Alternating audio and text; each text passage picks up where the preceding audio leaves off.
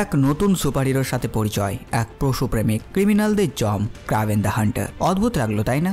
আসলে কমিক্সে ক্রাভেন যেমন সেটা থেকে পুরোপুরি বদলে সোনির স্পাইডার ভার্স উপস্থাপনা করলো তাদের স্পাইডার ভার্সের শেষ মুভি ক্রাভেন দ্য হান্টার, যেটা তাদের স্পাইডার ভার্সের 6 নম্বর মুভি। আর আমিও হাজির হয়েছি সেটারই এক্সপ্লেন নিয়ে। তো বেশি কথা না বাড়িয়ে চলুন শুরু করি আজকের এই নতুন ভিডিওটি। মুভির শুরুতেই কিছু রাশিয়ান সৈনিক একদল আসামিদের ট্রাকে করে নিয়ে যাচ্ছে জেলের উদ্দেশ্যে। বরফের মধ্যে দিয়ে রাস্তা, মধ্য রাস্তায় ট্রাক দাঁড় করানো হয় ব্রেকের জন্য। তাদের কাছে 5 মিনিটের সময়। 5 মিনিট পর সমস্ত কয়েদিদের আবার ট্রাকে তোলা হয়। তখন এক সৈনিক খেয়াল করে একজন আসামি মিসিং, যার নাম্বার হচ্ছে 864। তখন সে ট্রাকের উল্টো সাইডে গিয়ে দেখে যে সেখানে সেই আসামি দাঁড়িয়ে আছে। তাকে বলে, আমরা তোমাকে ছেড়ে পালাতাম, তখন নেকড়েরা তোমাকে জ্যান্ত খেয়ে ফেলতো। এই 864 নম্বর আসামিটি হচ্ছে এই মুভির মেইন চরিত্র সার্গি ক্রাভেনফ বা ক্রাভেন। তারপর সেই ট্রাক জেলের ভেতরে প্রবেশ করে আর আসামিদের নিজের সেলে পাঠিয়ে দেওয়া হয়। সার্গি নিজের সেলে আর একজন আসামিকে দেখে। সে বলে তার রুমমেট পছন্দ না। উত্তরে সার্গিও জানায় তারও রুমমেট পছন্দ না, আর সেইখানে কেবলমাত্র 3 দিনই থাকবে, তারপর সে ঠিক চলে যাবে। পরের দিন সার্গি এক্সারসাইজ করছিল, তখন হঠাৎ দুইজন এসে তাকে বিরক্ত করা শুরু করে। তখন সার্গি তাদের মারে। পুলিশ সার্গিকে সেখান থেকে দূর করে আর তখন সার্গিকে নিয়ে যাওয়া হয় একজনের কাছে, যার নাম সিমিয়ন। এ হচ্ছে এক গ্যাং লিডার, আর তার গ্যাংয়েরই দুজনকে একটু আগেই সার্গি মেরেছে। সিমিয়ন সার্গিকে জিজ্ঞেস করে, এখানে আসার আগে তুমি কি কাজ করতে? উত্তরে সার্গি বলে যে, আমি একজন শিকারী,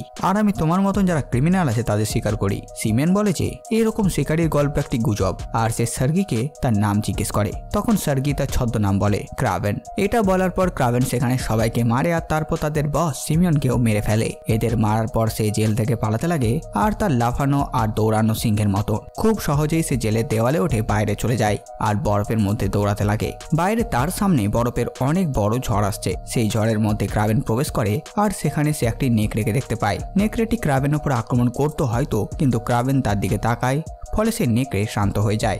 এরপর ক্রাভেন দৌড়ে বরফের ঝড়ের মধ্যে দাঁড় করানো একটি বিমানে চড়ে আর সেখান থেকে চলে যায়। ক্রাভেন কারোর সাথে কথা বলে আর বলে, মিশন কমপ্লিট হয়েছে, আমি সিমিয়নকে মেরে ফেলেছি। আসলে সে জেনে বুঝেই রাশিয়ানদের জেলের ভেতরে গিয়েছিল তাদের বস সিমিয়নকে মারার জন্য।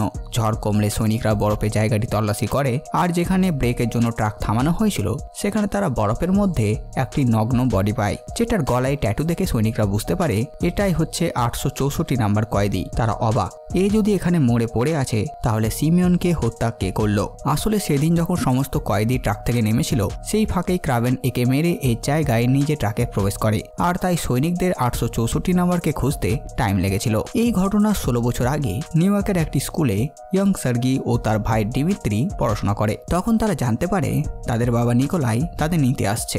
বাইরে যেতেই তারা দেখে তাদের বাবা গাড়ি নিয়ে দাঁড়িয়ে আছে। তারা সেই গাড়িতে প্রবেশ করে। সার্গি জিজ্ঞেস করে হঠাৎ করে তাদের নিয়ে যাওয়ার কারণ কি, কারণ পরীক্ষার দিনও এগিয়ে আসছে।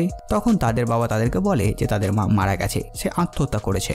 যা শুনে সার্গি আর ডিমিত্রি হতাশ হয়ে যায়। ডিমিত্রি জিজ্ঞেস করে তারা কি তাদের মায়ের ফিনারেলে যাচ্ছে? তখন নিকোলাই বলে যে না, যারা আত্মহত্যা করে তাদের ফিনারেল হয় না, আর তাই নিকোলাই তার 2 ছেলেকে শিকারে নিয়ে যেতে এসেছে যেন তারা খুব সাহসী আর শক্তিশালী হতে পারে। অপরদিকে আমরা ক্যালিপসো নামক একটি মেয়েকে দেখি, যে তার দাদির ট্যারট কার্ড নিয়ে খেলা করছিল, কারণ তার দাদি একজন ট্যারট কার্ড রিডার। আর সে ক্যালিপসোকে 3টে কার্ড বাছতে বলে আর সেই হিসেবে তার ভবিষ্যৎ বলে, আর সেই ভবিষ্যৎবাণী অনুযায়ী একটি বিপদ হতে চলেছে। আর তাই ক্যালিপসো দাদি ক্যালিপসোকে একটি ছোট শিশি দেয়, যেখানে এক প্রকার সিরাম ছিল, ওষুধ বলা যেতে পারে সেটাকে। এই সিরাম তাদের বংশধরেরা বানায়, আর এটা বংশ পরম্পরাতে একে অপরকে দিয়ে আসছে তারা। আর এটাই সে এখন ক্যালিপসোকে দিয়েছে, আর বলে এটা যে পান করবে তার ক্ষত খুব তাড়াতাড়ি হিল হয়ে যাবে।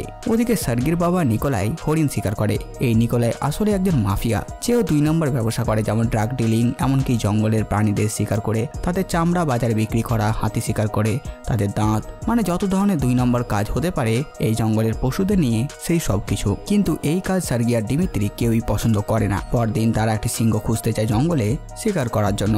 এখানে অ্যালেক্সি নামক এক ব্যক্তি নিকোলাইকে একসাথে কাজ করার জন্য অফার করে। এই অ্যালেক্সির ফুসফুসে প্রবলেম আছে, সে ঠিকঠাক নিঃশ্বাস নিতে পারে না, আর তার উপর সে নিকোলাইকে অফার করছে। নিকোলাই তার অফার রিজেক্ট করে, কারণ নিকোলাই আগে থেকে স্ট্যাবলিশড, আর সে চায় না এরকম ফুসফুসে আক্রান্ত কোনো রোগীর সে পার্টনার হতে। এদিকে সার্গি আর ডিমিত্রি তাদের থেকে একটু পিছিয়ে পড়ে, আর ডিমিত্রি একটাই প্রার্থনা করে যে তারা যাতে তাড়াতাড়ি সেই সিংহটিকে খুঁজে নেয়, তাহলে তাদের বাবা সেটাকে মেরে ফেলবে আর তারপর তাদের আর এই জঙ্গলে কখনো আসতে হবে না। ঠিক তখন সেখানে সেই সিংহটি হঠাৎ হঠাৎ এসে হাজির হয়, যার খোঁজেই তারা এই জঙ্গলে এসেছে। সার্গি সামনে সে সিংহটিকে দেখে আর ডিমিত্রিকে তার পেছনে আসতে বলে আর তার দিকে বন্দুক ধরে, কিন্তু সার্গি গুলি চালায় না। সিংহটির দিকে কয়েক মুহূর্ত তাকিয়ে সে বন্দুক নামিয়ে নেয়। সিংহটিও যেন শান্ত হয়ে গেছে আর সেও হয়তো কিছু করতো না, কিন্তু ঠিক তখনই হঠাৎ নিকোলাই এসে সিংহকে গুলি করে। ফলে সিংহটি রেগে যায় আর সার্গির ওপর আক্রমণ করে। নিকোলাই সিংহটিকে মারার জন্য কয়েকবার গুলি চালায়। তখন সিংহটি সার্গিকে মুখে করে তুলে টেনে নিয়ে যায় অন্যদিকে। জঙ্গলের অন্যদিকে ক্যালিপসো তার বাবা মায়ের সাথে একটি জিপে করে যাচ্ছিল আর তারা রাস্তায় অনেক জিরাফ দেখতে পেয়ে জিপ থামায় আর সেগুলোকে দেখতে লাগে। আর তখন সে কিছুর আওয়াজ পেয়ে গাড়ি থেকে নেমে অন্যদিকে চলে যায়। তার বাবা মা জিরাফ দেখতে মত্ত থাকায় সেটা বুঝতেও পারে না। আর যখন তারা পেছন ফেরে দেখে তাদের গাড়িতে ক্যালিপসো নেই, তখন তারা ক্যালিপসোকে খুঁজতে শুরু করে। ওদিকে ক্যালিপসো আওয়াজের পেছনে সেখানে যায় যেখানে সেই সিংহটি সার্গিকে টেনে এনেছে। সিংহটি ক্যালিপসোকে দেখে আর সার্গিকে সেখানে ছেড়ে দেয় আর সেখান থেকে চলে যায়। যাবার সময় তার ক্ষত থেকে এক ফোঁটা রক্ত গিয়ে সার্গির ক্ষততে লাগে। সিংহটি পালিয়ে যাওয়ার পর ক্যালিপসো ধীরে ধীরে সার্গির কাছে যায়। সার্গির শেষ সময় সে মরতে বসেছে, তখন ক্যালিপসো তাকে তার দাদির দেওয়া সেই সিরামটি পান করায় আর তারপর সাহায্যের জন্য চিৎকার করতে শুরু করে। কিছুক্ষণের মধ্যেই তার বাবা মা সেখানে পৌঁছায়। রেস্কিউ টিমও এসে পড়ে। নিকোলাইও পৌঁছে যায় আর হেলিকপ্টার আসে সার্গিকে হাসপাতালে নিয়ে যাওয়ার জন্য।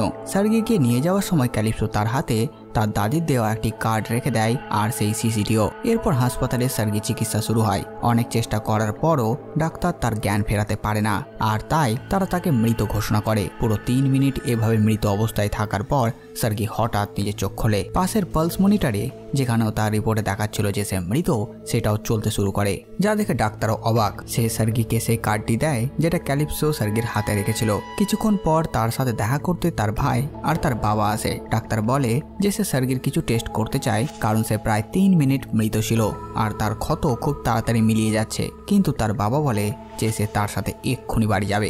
এরপর নিকোলাই তার 2 ছেলেকে নিয়ে বাড়িতে আসে। তাদের বাড়ি লন্ডন শহরের বাইরে। এখানে আসার পর সার্গি জানতে পারে যে সিংহটি তার উপর আক্রমণ করেছিল তার বাবা সেই সিংহটিকে মেরে ফেলেছে আর তার মাথাটি তাদের বাড়িতে ঝুলিয়ে রেখেছে। কিন্তু এই বিষয়টা সার্গির একদম ভালো লাগে না আর সে তার বাবাকে বলে আপনার এমনটা করা ঠিক হয়নি। ফলে দুজনের মধ্যে কথা কাটাকাটি হয় আর তারপর সার্গি রাগ করে তার রুমে চলে যায় আর নিজের ব্যাগ প্যাক করতে শুরু করে। তখন সে ক্যালিপসো দিয়ে সেই কার্ডটি দেখে আর সেটিও নিজের ব্যাগে রাখে। সাথে সাথে তার সেই জামাটি দেখে যেটা সিংহের আক্রমণের সময় পড়েছিল।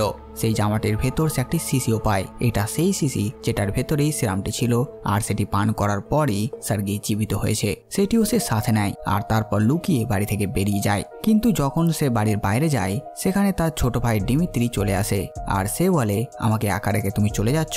সার্গি তাকে বলে যে সে চিরকালের জন্য যাচ্ছে না আর সে কোনো অচেনা জায়গায় গিয়ে লুকিয়ে যাবে না। সে যাচ্ছে সেই জঙ্গলে যেটা তার মায়ের জায়গা আর তাদের মা তাদেরকে ছুটির সময় সেখানে ক্যাম্পিং করাতে নিয়ে যেত।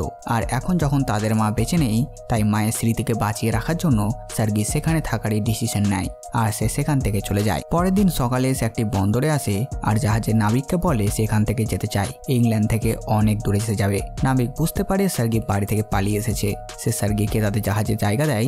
সার্গি সেই জাহাজে করে ইংল্যান্ড ছেড়ে চলে যায় আর সে গিয়ে পৌঁছায় রাশিয়ার একটি অচেনা জায়গায়। সেখানে হঠাৎ তার কানে অদ্ভুত আওয়াজ আসে আর সে থেমে যায় আর চারিদিক দেখে। হঠাৎ তখন অনেক জঙ্গলি মোষ তার দিকে দৌড়ে আসে। এটা দেখে সার্গি অনেক ভয় পেয়ে যায়, কিন্তু জঙ্গলি মোষগুলো তার কোনো ক্ষতি করে না কারণ একটি মোষ সার্গির সামনে দাঁড়িয়ে তাকে বাকিদের থেকে আড়াল করছিল। বন্য মোষগুলো যাওয়ার পর সার্গি সেখান থেকে চলে যায়। তারপর সে জঙ্গলের ভেতরে ওই জায়গায় আসে যেখানে ছোটবেলায় সে তার মায়ের সাথে আসতো ছুটির দিনে আর সে এবার থেকে সেখানে বসবাস শুরু করে। একদিন জঙ্গলে সে শিকার করার জন্য একটা ভালা বানায় আর তখন সার্গি একটি হরিণের শব্দ শুনতে পায় আর তারপর সে হরিণের পিছু নেয়। দৌড়াতে দৌড়াতে সে নিজের অজান্তেই অনেক লম্বা একটি লাফ দেয়। সে নিজেও অবাক, তার মধ্যে কিছু অদ্ভুত শক্তি এসেছে যার ফলে সে এমন কিছু করতে পারছে। তখন সে বন্দুকের আওয়াজ পায় আর পাশের একটি গাছে খুব দ্রুত উঠে যায় আর সে দেখে অনেক দূরে কিছু মানুষ প্রাণীদের শিকার করছে।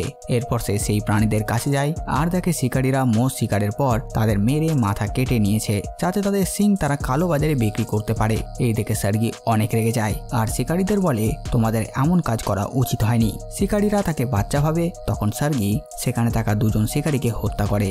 আর এভাবেই সে জঙ্গলের প্রাণীদের রক্ষক হয়ে ওঠে আর সার্গি থেকে হয়ে ওঠে ক্রেভেন। এদিকে বর্তমানে ক্রেভেন বিমানে করে সেই জঙ্গলে এসে উপস্থিত হয়। তখন তাকে তার ছোট ভাই ডিমিত্রি ফোন করে আর প্রথমে সে তার সাথে ওদের বাবা নিকোলাইয়ের আওয়াজে কথা বলে।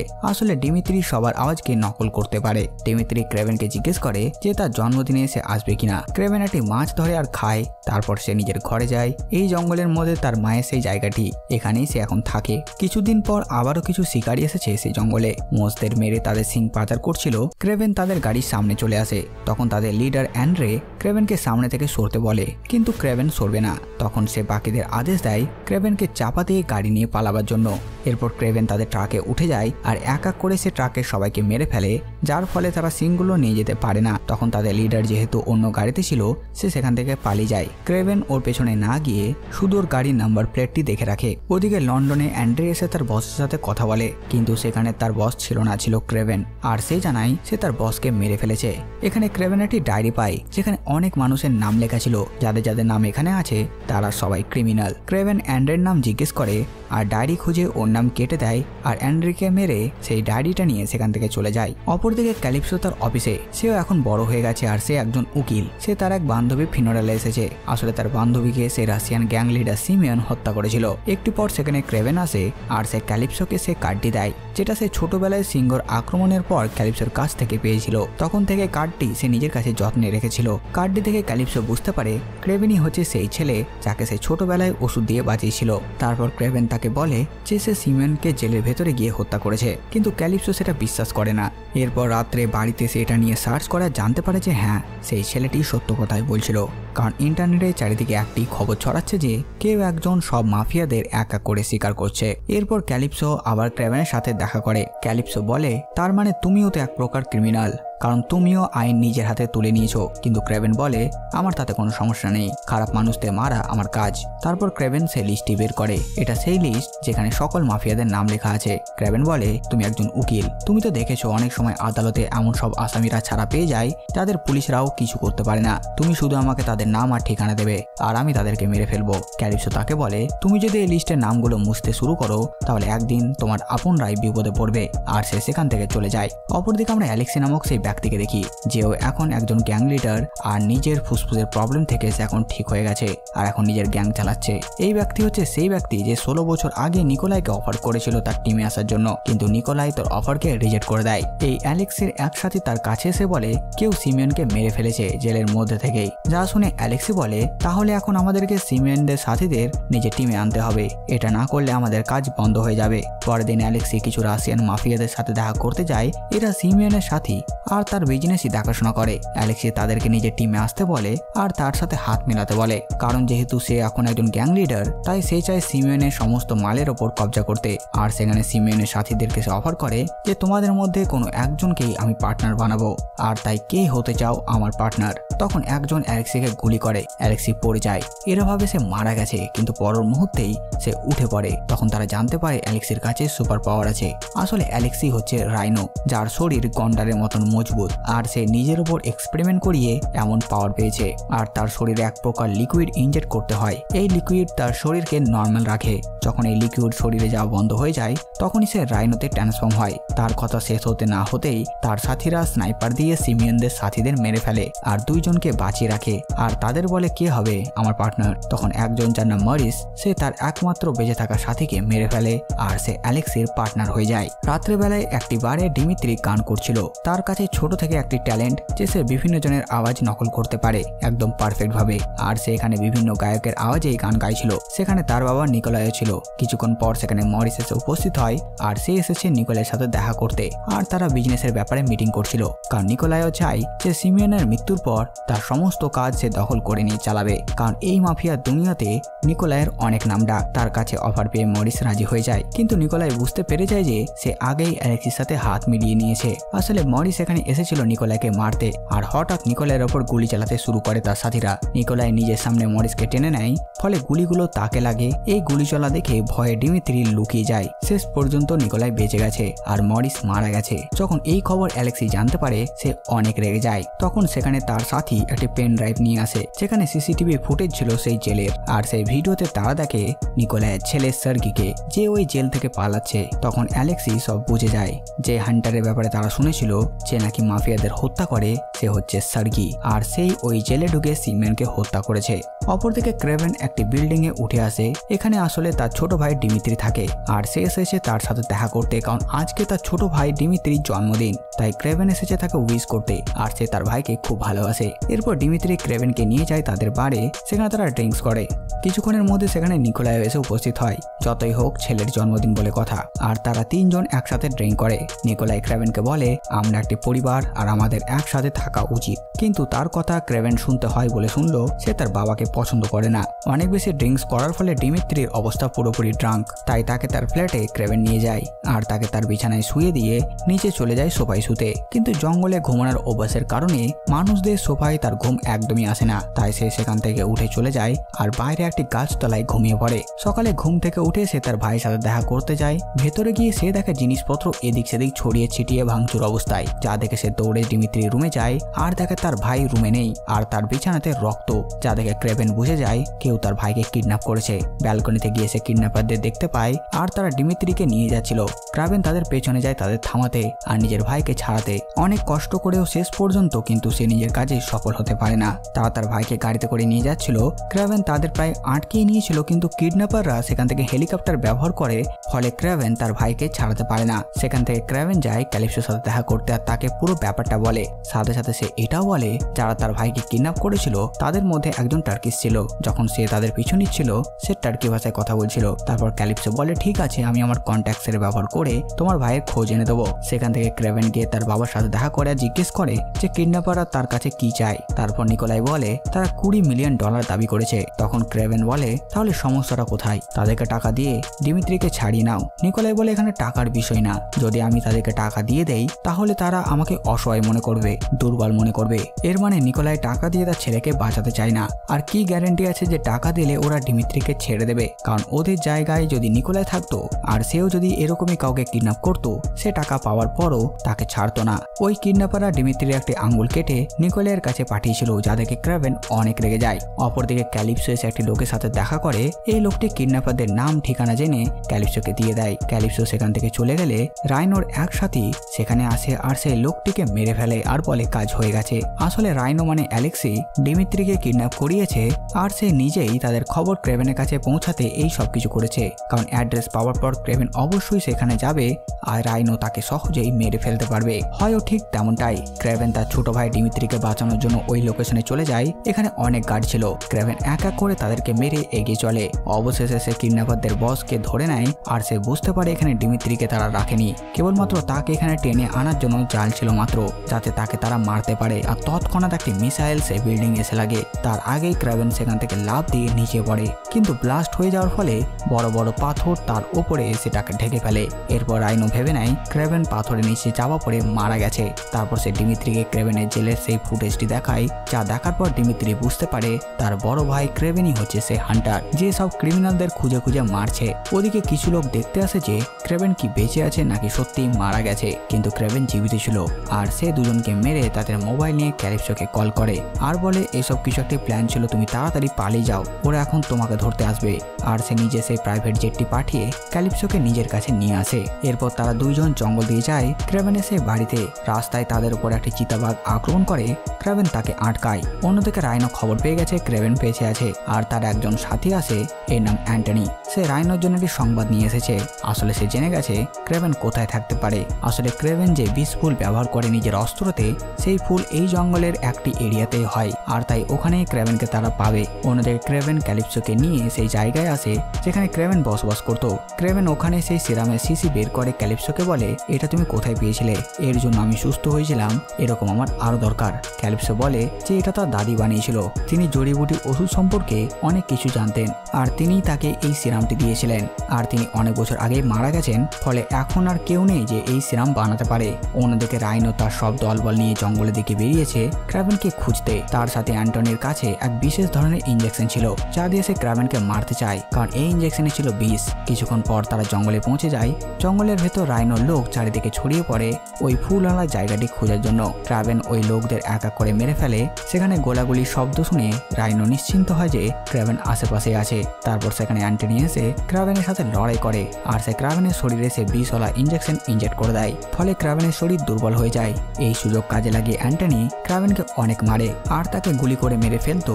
ক্যালিপসো তীর ছুঁড়ে অ্যান্টনিকে মেরে ফেলে, কিন্তু এদিকে ক্রাভেনের শরীরে অনেক বিষ আর তাই সে মরতে চলেছে। তখন ক্যালিপসো তার দাদির বানানো সিরাম তাকে খাইয়ে ক্রাভেনকে আবার সুস্থ করে। আসলে ক্যালিপসোর কাছে সেই সিরাম ছিল, কিন্তু জেনে বুঝে সে ক্রাভেনকে বলেনি।